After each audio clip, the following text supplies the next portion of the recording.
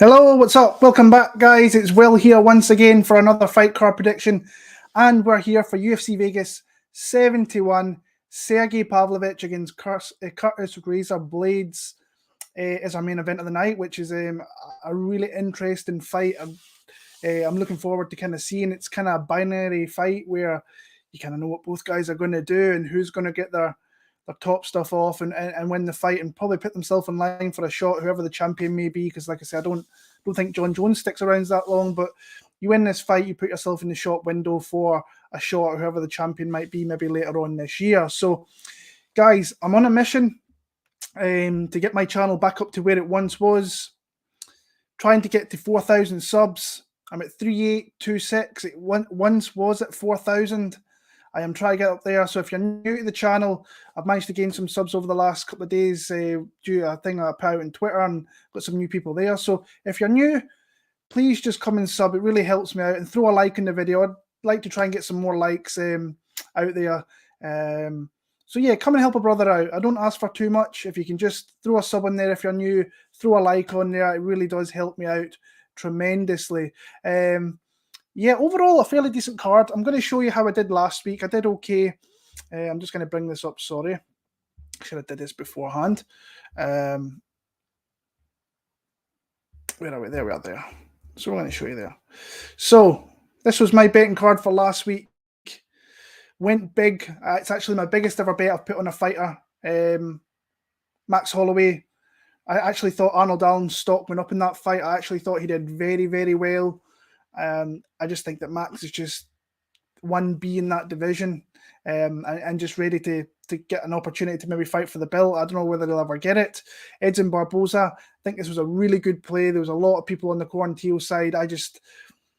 A lot of these, you see these young cats coming out and saying this guy's going to get destroyed. It was the same the week before with Adrian Yanez and Rob Font. Bet that spot there. Dustin Jacoby, that was one I actually thought, I was actually one of my more confident picks of the week. Mirzakanov showed off and showed that he's got some real skills there. And then that to hit round 2, which I thought was egregious. And Algio, I said in my predictions that I should not be betting at that number. But as I kind of watched a little bit more, I thought there's no way that TJ Brown's going to be able to really keep up that type of performance like for 15 minutes. And Algio was just going to wear on him, and he did that to the most points. So another profitable week. Been on a good run this year. Profit there, slight profit. Yeah, not too bad at all. That was a good one there. So yeah, up for the year about 20 units, which I think is pretty damn solid. But yeah, not bad at all. But like I say, let's get into this fight card because this is what we're all here for. I'll try and jump into the chat. If anybody's got any questions or anything at all, then by all means, just let me know and I'll get it to you as soon as I possibly can. So let's start at the bottom. I have one bet in this card, I should say. Earlier on, I kind of find this, when I was looking at this card a little bit more, I thought, this is a tough card for betting. But as the days went on, I found a couple of spots that I really like. So first up here in the 135-pound bantamweight division, we've got Batgeral Danaa against Brady Hiestand. And I was fairly impressed, I want to say, with Hiestand in his UFC debut, but I do think the guy takes an awful lot of shots to the dome, and it is really there to be hit. But what I do like is just his no-nonsense approach to coming in there and getting the grappling done. He showed that in Ultimate Fighter. Then he, like I say, I think it's not a great loss, honestly, but he is still young in his career. You've got to remember he's only got the 7 fights, and predominantly he is going to come out here and look to get takedowns and be heavy on top. Got back in the win column against Fernie Garcia. Now, Batgeral Danaa, love the fact that he's got himself out of Albuquerque. He's went to Fight Ready, which when I seen that, my eyes kind of like, it's like, I really like that for him because they've got a lot of good guys around those weight divisions, 135, 145, 125. They've got a bunch of good people on there who he get good training with. They've had Demetrius Johnson coming in and out. So learning just little bits off that, those people that are in that gym. Santino DeFranco, I think, is a great coach as well. Very thoughtful guy. You should watch him on here. Him and Brandon do great predictions on here. One of the best people I like listening to. But he is coming off 2 L's. Mr. Perfect beat him. Got knocked out by Chris Gutierrez. So this is a massive fight. I really, really like this fight here. I think Hiestand might get a couple of takedowns. I don't think he's going to keep this guy here, though. And I think this guy is so hittable. I just think eventually he's going to hurt him with some shots. Really put it on him. Once this guy starts to accumulate some damage, I think Danaa's going to take him out. So Danaa's going to be my pick in that one there. Priscilla Cachoeira against Karine Silva. Priscilla, we all know what she is going to do. She's going to come forward, look to put them hands on you, look to really try and put it against you and go for you. Where we've kind of got this younger model kind of coming into the UFC, 29 years old, 15-4 record. That was a pretty solid win over Polyana Batelli. Now, I don't think Polyana's with the UFC anymore, but I always thought she was a very dangerous fighter, Polyana. And Karine Silva, that being a UFC debut, I thought that was a fairly decent win. Now she's got another Brazilian girl here who's, like say, Priscilla's on a 2-fight win streak. Ji Young Kim knocked out Ariane Lipski, and Lipski looked, I think, the best she's ever looked last time out. To me, when I look at Silva, I think that she can give a little bit, but I think overall just her fight IQ is higher. I like the fact that she will mix it up, but predominantly she is a girl that if she gets it to the ground, that's kind of where she does her work. You've seen the wins that I was rubbing off there, down the bottom there. If she gets it there, she's got a high chance of maybe getting this submission and getting herself out of here. But Priscilla is a bigger girl than her. But I think if she finds the right position, I think she can get out of there. I'm going to go Karine Silva for the dub in that one there. Francis Marshall against William Gomis. Now, this is a bet that I've made, and I have taken an underdog shot on Francis and William Gomis, I should say. This is one I really looked into today. Really had no notion of really betting this fight. I've got a couple of people that I speak to that are very, very high on this guy going forward. And actually, as a ceiling as a fighter, I do think that he has got a pretty high ceiling as a fighter. Still very young. I want to say he's 24 years old, just turned 24. And there is a lot of things to like, and he's going to develop in the UFC. But he's in a bit of a short tank of a division, and he is coming off. I mean, you look at. I watched some of these ones. I watched this one here. He was against a kind of very older guy, bad record, but he did what he had to. Got some nice takedowns. Really just tried to kind of shore up his striking and try and show that off a little bit more. And he has got a lot that you like. I think he can throw some big power shots. You saw that in this fight here against Marcelo Rojo. I think he caught him in that first round as well, but in the second round he kind of caught him with that right hand, put him in the chin, put him out. What he did in that fight as well is he mixed up his striking to his wrestling very, very well too. Some things that I don't really like. I think he is very heavy on the lead leg, can really get that leg knocked off. His head movement is non-existent. Each shot, he has some big shots from Marcelo Rojo. It's some big shots against this dude here, Conor Matthews as well. But he eats them fairly well, so props to him for that. I think it's an MMA wrestler. I think that's kind of where he really stands out. I think he's very strong, gets really good takedowns. But I do think this guy here, William Gomis, I don't think he's going to have all that much success with his takedown. Now, could I see him getting a momentarily takedown for like a couple of minutes, or maybe even a minute or so, maybe. But I can see Gomis getting back to his feet. There is fights out there, Gomis, where he does get taken down, maybe manages to sweep position. The one against the Russian, I think it's Gurubov, I think his name is, Yakubov. I should mention this was a fighter that came in like 40 hours notice against William Gomis. Got the takedown. Gomis, once he got into that position, really knocked him silly with some heavy ground and pound. And in his previous fights, I have seen him with some big ground and pound when he uses it. Now, I think overall he's the better striker. I think he's the better kicker. I think he's the better combination striker. A bit more defensively liable as well. But his output isn't great. But I think Francis could be the type of guy to really bring the fight to him, where he'll show more of that striking. There is a couple of instances in his Cage Warriors days when Like the Harilla fight, he did a lot of running in that fight. If you know Tobias Harilla, he's a very forward-thinking fighter, very, very aggressive. And there is times he was doing like heavy circling of the cage there. Um, like I say, I bet this. I'm going to say probably not even 2 hours ago.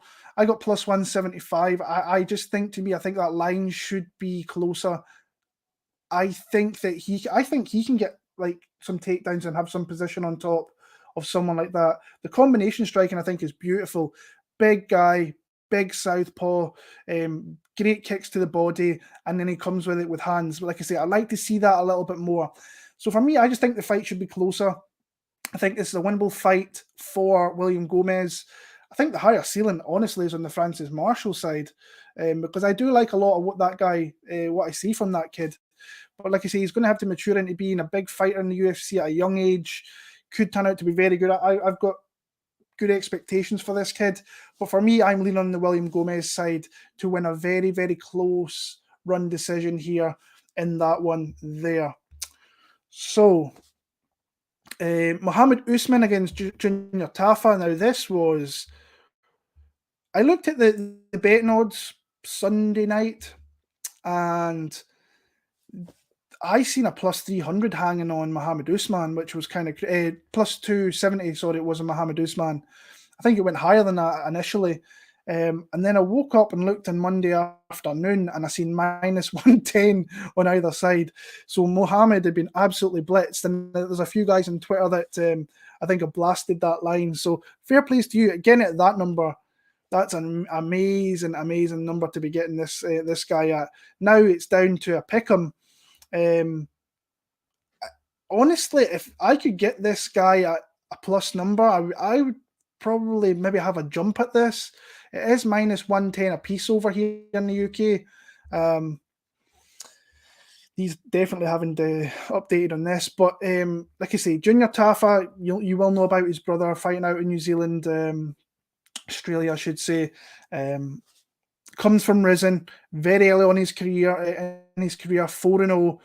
I like his striking. I think he's got some very, very heavy hands, but a lot of aspects of his game, I just think he is pretty sloppy, honestly. I think there is a lot that can be worked on in the UFC. And I think this is the winnable fight for the simple reason that Mohammed Usman, sometimes he does a whole lot of doing nothing really. That fight was at Pauga.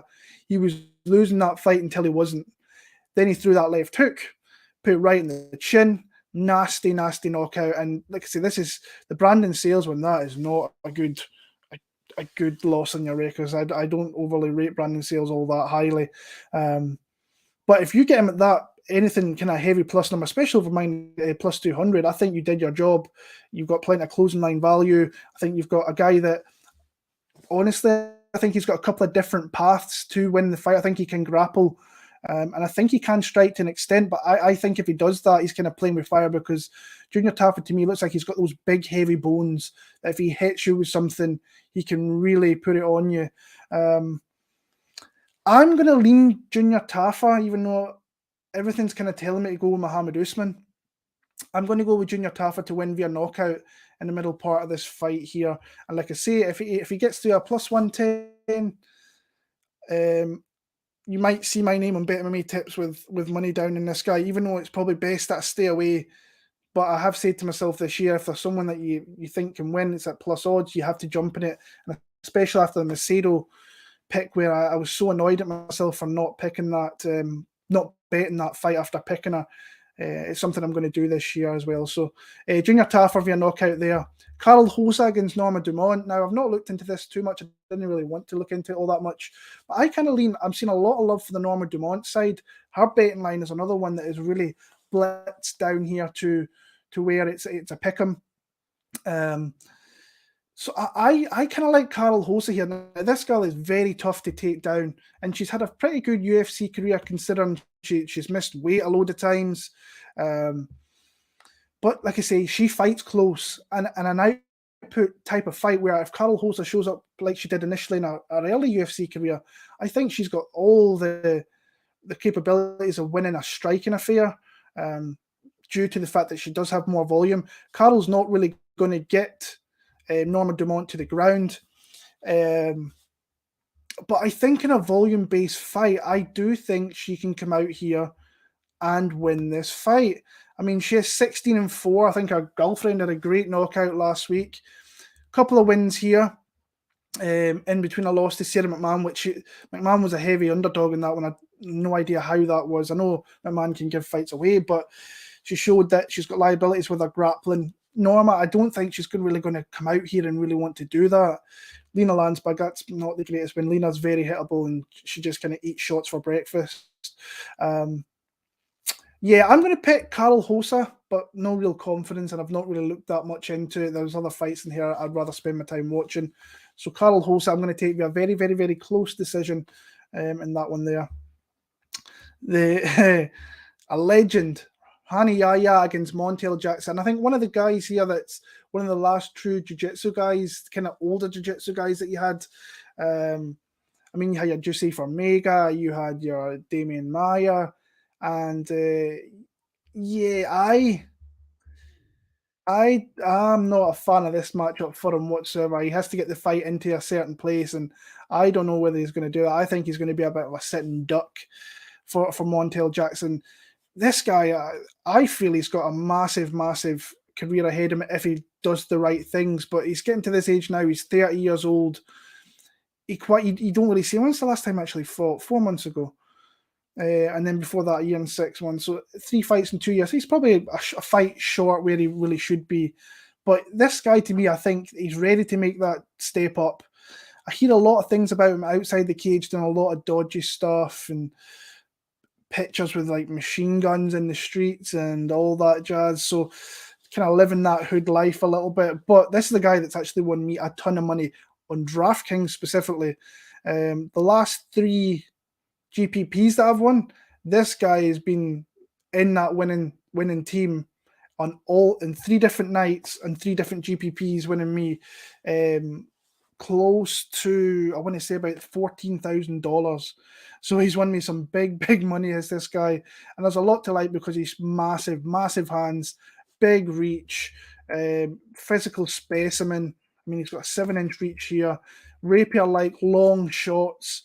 Feel he should have a little bit more of a killer instinct. If you watch this fight with JP Blaydes, how he didn't get that guy out of there. Now, I know he had numerous knockdowns in that fight. He's got all the tools that you like with his striking. He needs a pure wrestler to really get him out of there. Something like the Brett Jones, when I bet Brett Jones in this fight, because I thought that he could tie him up, put him against the cage, and work from there. And he did that. Rani, like I say, I think he's on his last legs within the kind of UFC, maybe of his career. But if he can find a spot where he can coerce Montel Jackson to come to the ground here and look to get him in his guard or whatever, then he can maybe pull something off. But he's a heavy favourite for a reason. I'm going to pick Montel Jackson. I think he wins this via knockout in the first 2 rounds there. And I actually quite like, and I've been burned by this a little bit because in the JP Blaydes fight, he actually had a bet on that fight for him inside the distance or in the first couple of rounds, and he just sat back. But again, in DraftKings, it really helped me. But he's like, I think it's minus 125 inside the distance. I quite like that, so that might be a bet on my side. Ricky Glenn against Christos Giagos. Giagos was a guy that I completely forgot within the UFC because he had a previous shot in the sport in the UFC, went away, very good fights out in the kind of regionals against tough guys. And I think he's a tough fighter to face early. I think late on, I think you can get him a little bit. But in my opinion, both guys, I think I'd be very surprised if maybe in the next 18 months that both these guys would be in the UFC. I think it's a massive fight for Giagos. I mean, he's coming off 2 losses, and saying that, it's 2 losses to good fighters. So there's no discrepancy in him losing these fights to Arman Tsarukyan and Thiago Moises, who I think are both ranked guys within that 155 division. But he does start off pretty well, can grapple, but the more he does that, the more that he kind of tires himself out. He's a fairly decent striker, eats some shots though, pretty flat-footed. You can get him a little bit. Ricky Glenn, I've never had the best read on this guy, in all honesty, in years. That's not a bad look to have on there, is that draw. Win over Joaquin Silva. I remember I was on Joaquin Silva pretty heavy in that fight, and I did not kind of see that coming, that initial onslaught flurry from the beginning that knocked him out. And that was coming off a 3-year kind of hiatus, 2.5, 3-year hiatus. For me, I think over a 15-minute fight, I think Ricky Glenn, I like a little bit more, but there's no real confidence for me on the Ricky Glenn side. As a picker, I will choose him. As a bet, I don't really want my money near either one of these guys. I'm kind of picking my spots a little bit better nowadays. So I'll pick Ricky Glenn as a pick, maybe late stoppage, if not 29, maybe 28 decision in that one there. So on to the main card, we've got Jeremiah Wales against Matt Semelsberger. I've seen a lot of kind of chit-chat with this on Twitter. I've had a couple of people hit me up regarding my thoughts in this fight. And initially, I was on the kind of Semelsberger side, and then I watched a little bit more. And I just think that Jeremiah Wales is...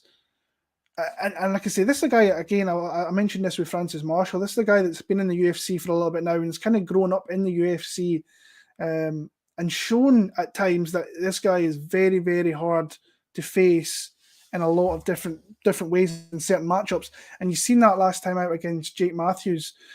The guy landed some absolutely massive shots in Jake Matthews and really compromised him to the point where, like you say, he got that easy decision victory. His only losses, Chaos Williams, Alex Morono. I don't think they're bad losses at all for the simple reason that they're both a little bit more experienced than Matt Semelsberger. The Chaos Williams one, he's got heavy power, so he can hurt you with that. But like I say, he's notched up the wins that you're supposed to. AJ Fletcher, Martin Sano, that guy should have never been stepped foot in the UFC ever. Jeremiah Wales, a little bit older, 36 years old. This is his last fight on his contract. I was watching James Lynch's interview where he mentioned that here. So he's got kind of something to prove here. And he is 3-0 in the promotion. So if he goes, I'm kind of surprised the UFC, honestly, haven't given this guy another maybe contract and given him a little more pay, because Warley Alves got him out of there. Blood Diamond, that was pretty much a kind of gimme fight, honestly. That's Izzy's boy getting a shot. And then he knocked out Court McGee. So 3 wins in the UFC with 3 finishes. And this is what he is, a big, big finisher. Now, Matthew Semelsberger to me is very kind of flat-footed, but he plants those feet, and when he throws with heavy power. I think if this was to where Jeremiah Wales could, I think he can have some success with him on the feet, but also if he can get this fight to the ground, I think he could have a little bit of success down there with his submission games. But he's predominantly a striker. You seem like most of his wins are kind of by TKO, but he does have submissions, and he comes from this Philly group here, like Daniel Gracie. I think it's Daniel Gracie. I want to say Alejandro Gracie. And they've got a lot of guys, Sean Brady, Joe Pfeiffer. I'm sure there was a guy last week that I want to say was fighting is from there. Bill Algeo might be from Pennsylvania. Might not necessarily fight with those guys or even cross-trains with those guys, but great group of fighters that's coming out of Philly nowadays. I am going to go on the Jeremiah Wales side.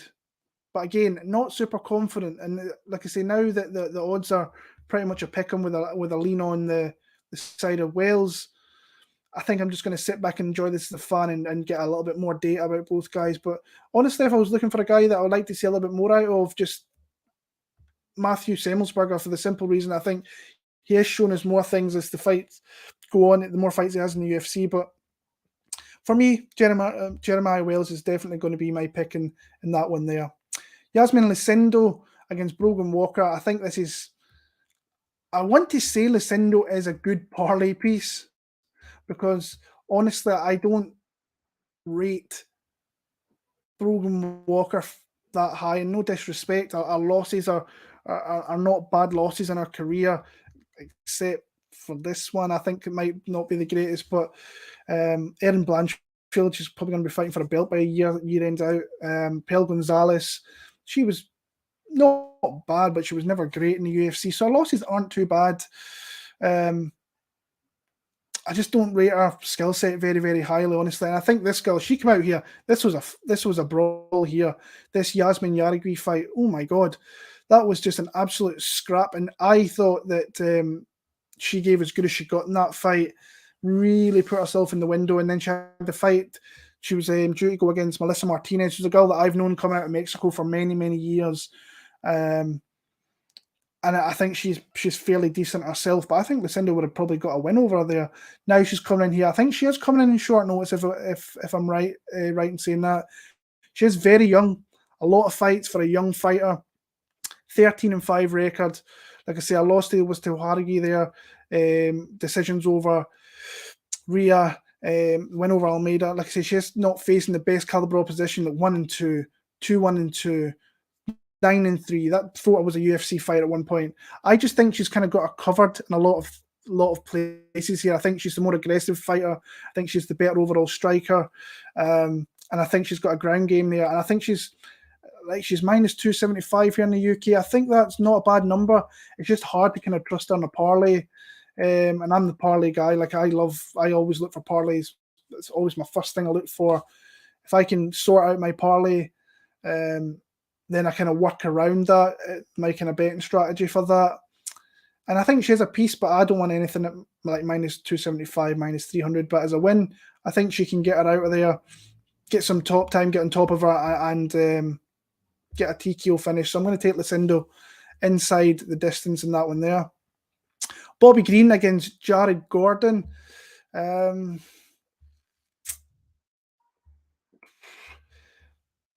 I love Bobby Green, but I just find the guy so hard to trust. Like, I think everybody's the same. Like, he's such a fun fighter to watch, and he has been for so many years. But like I say, this number, yikes! I don't want to trust him at that number. But he should have pretty big advantages, I think, over Jared Gordon here. Now, let's knock this down to that wasn't a loss. Let's get that out of there straight away. And I'm a Paddy guy. I like Paddy Pimblett. But that was a fight that I think he deserved to get his hand raised personally. And that's a loss to Grant Dawson, which isn't bad. But he's winning the fights he has to Leonardo Santos, sorry. Joe Selecki, I thought was a good win. I think I bet him as a dog there. I want to say I bet him as a dog there as well. So as an underdog, he cashes tickets for you. I just think he's too slow and too plodding. And I don't see him getting Bobby down to where he's going to keep him there. So Bobby, I think, is going to be on the outside. He's going to pop him with these shots, talk his shit, really try and maybe wind Jared Gordon up. But I think this guy's going to have a bloody face by the end of this fight. But I don't want to have anything to do with this number here. Minus 285, minus 275, minus 300. I can't trust him at that. I don't really want to put him in a parlay, even though I think he could be relatively safe. I think this fight as well, he was winning this fight against Drew Dober, but Drew Dober does what Drew Dober does and finds a knockout, and he's one of the heaviest hitters in that division, and he managed to find his shot there and knock out Bobby. And this was obviously, he was going against the champion of the division, and then he went to a very competitive decision with Rafael Fiziev. So as a pick, I am going to pick him in that one there. I think he can get him out of there in the late part. I think he's striking so pure and so clean that if he was to put a good amount of shots together, he could get the ref to stop this fight due to damage. But I'll pick Bobby Green via decision as my official pick there. Brad Tavares against Bruno Silva. I've seen a lot of action on by some guys that I really respect in the betting world, and they're taking a shot in the dog. And he looks to be in far better shape than he was in the GM3 fight, which is something. I try not to. Nowadays, I've kind of taken a little bit more of a back seat on how fighters look or stats. I'm not as big a stat guy as I once was. I used to look into all that, and for me, that just clouded my brain a little bit. Now I kind of don't look at it as much, and I think it actually pays off for me. He's going against the absolute. I was going to say the kind of hard hitting Hawaiian, but I think I was trying to say something about his chin because the guy eats a hell of a lot of shots, not like Shabazzian that catches them there. Like I said, this was a surprise against GM3 because he got dropped and then he got subbed. But like I say, I really think there was something up with him in that fight because he just didn't look in the shape that we've seen kind of previously. He looked a little bit fleshy, probably the word to say. But this guy, like I say, he's an absolute machine on the feet, and he can knock you out. You've seen these 3 wins here. The Pereira fight, I think he won that first round, if I'm not mistaken, if I remember right, before losing. Pretty convinced he started to eat a lot of shots in that one. Yeah, and this line was higher, like you say, plus 130. I know the guys that I speak to on the regular, some of the guys that I really respect, they were getting plus 160, plus 155. That's a decent number. Um, and I think I'm going to pick him. Honestly, I'm going to pick him. I think he's going to catch the chin here, Brad Tavares. Brad Tavares has been in the UFC for so long, 35 years old now. Christ, he must be in the UFC for at least 10 years. That's interesting. Let me actually go and check that out. I'm just interested to see.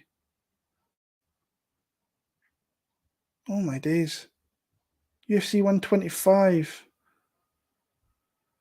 2010. 13 years with the promotion. God damn, that's some longevity in the UFC. I just feel that Bruno Silva's going to rebound here with a big knockout win. So I think that he pushes Brad Tavares back.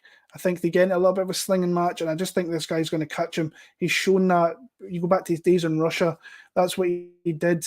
He went out there, landed heavy blows, put guys to sleep, and I just feel that an underdog, that's a solid price. Obviously, you would have loved the plus 150, but I was late looking at this. I think he's a play that I could make, but honestly, the way this week's kind of going, I think I'm kind of going a different way. So, as a dog play, I think Bruno is very, very live for the win here. I think he will land damaging shots on Brad Tavares, kind of compromise him a little bit, and we'll find a finish. So, I'll take Bruno Silva for the win there.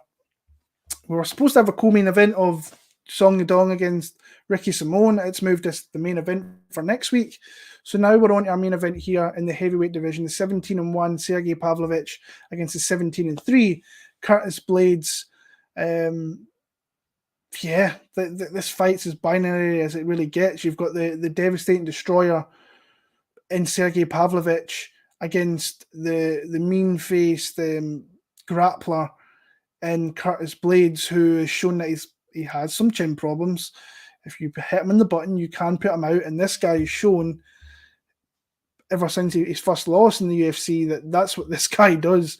He lands shots in abundance and he catches them early and puts you out early. But I still think there's a lot of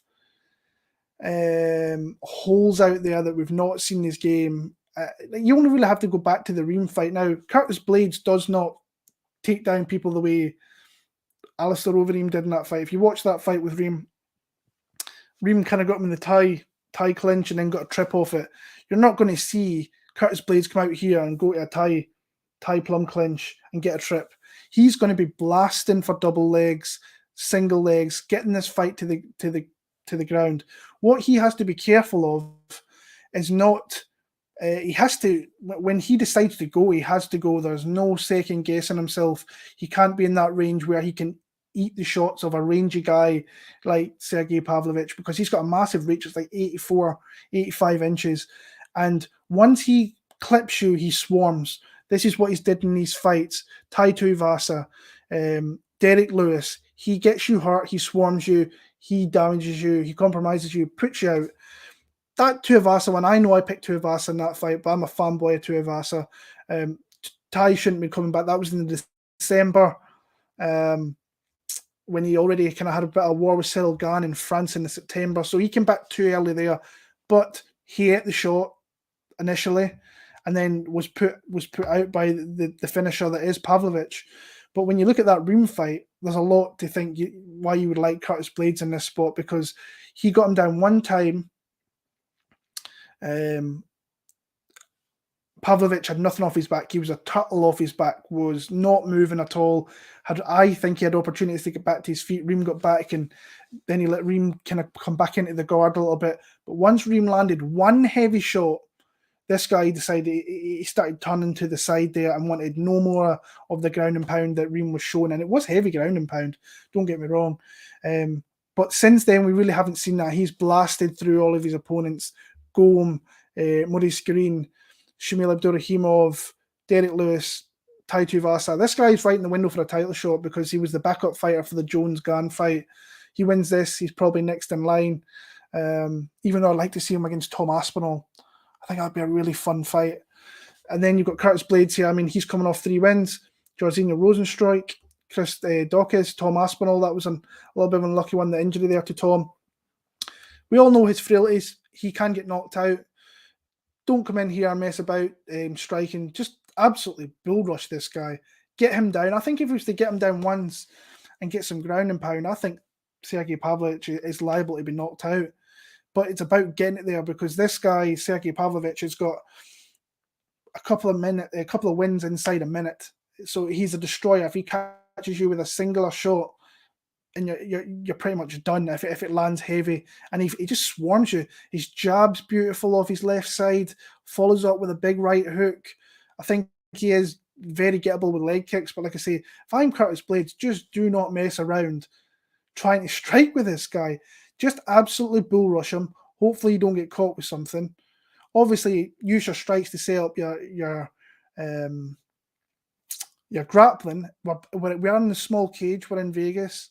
So if you can kind of back him up towards that fence and then try and bull rush him in to get in the takedowns, I don't think he'll have any problems, honestly, in getting this guy down. And then if somehow that Pavlovich does get back to his feet, I think he can rinse and repeat takedowns, be heavy for long spots in this fight, and take him out. So for me, I'm going to go Curtis Blaydes. I don't think that's a bad number, but obviously you would like it less. I thought there'd be more money coming in this guy, and it might come as the week goes on. We're only on Tuesday. But for me, I'm going to pick Curtis Razor Blaydes for the win. I think he gets a TKO in the first 3 rounds, and that's a bet I'll be looking at is Curtis Blaydes in 1, 2, and 3. Usually I quite like 4, 5, or by decision. But if I was to get plus money on 1, 2, and 3, I will probably be on that as well. So, yeah, that is my picks for that there, guys. So, appreciate you all sticking around, the people that are with me. I'm going to go in here to into the comments here and just say hi, and I appreciate you guys for coming on here. Dixon, well, I was catching up on last week's video, so I almost pulled a Dana White and almost put hands on your old lady for sneezing. Thing is, there's a whole story with that. I say, so you can go into my room where everything is there. I've got the big TV, you can watch whatever you want. And she decided she wanted to stay with me. And she coughed and she was spluttering, and I was just like, really? You're going to pull that off? But it is what it is. We've got some live dogs this week. I think there's a few that I quite like. Shame that Ricky and Song fell off. It's only a week though, bro. We'll get back at it next week. Wayne Duggar, you have all the MMA betting subscribers. You're giving away free money. Well, I know there is a few people out there that kind of tail me, and they're doing pretty well over the last few years, and just brilliant. When you hear that, it's awesome. It makes kind of worthwhile what you do. So, Wayne, you're one of the biggest supporters, so thank you very much. Buffalo in the Beat is another guy that's been around for so long. You gave me confidence to load up a max plus one over 115 significant strikes. Let's go. Buy low spot on Danaa. I agree. He's going to get the KO. I agree. Santino got him sharp. I agree. And the thumbs up from the brother. Thank you so much. Jackson better get the KO. He can be too content with just winning decision. I agree. Tiger Bomb. Just be a little bit more assertive. I think he can get that guy out of there fairly easily. So I only bet Matt's because of Will also. If Will's confident, then I'm confident. I appreciate that. I gave Ricky Simone a parlay since Monday morning. Only seen it got published to next week's main event. 5 rounds would favour him, but probs get voided. It probably does. And I think the betting line might be a little bit high. I've been kind of going back and forward on that one. I'm kind of on the Ricky Simone side, but I'm going to dig in more that I've got an extra bit of time to do so. I am a fan of Song Yadong. I think he's a really good fight. I think it's a really good fight and a good main event, especially over 5 rounds. But I am leaning on the Ricky Simone side. But guys, if you're still with me here, I appreciate you sticking around. If you're new, hit that sub button if you're still here. I am trying to get to 4,000 subs by year end. I really want to get back there. I'm really driven to get back there. So tell a friend, help a brother out. Until next week, guys, we're back obviously with Ricky Simone against Song Yadong in the main event. Till then, take care. All the best. Peace.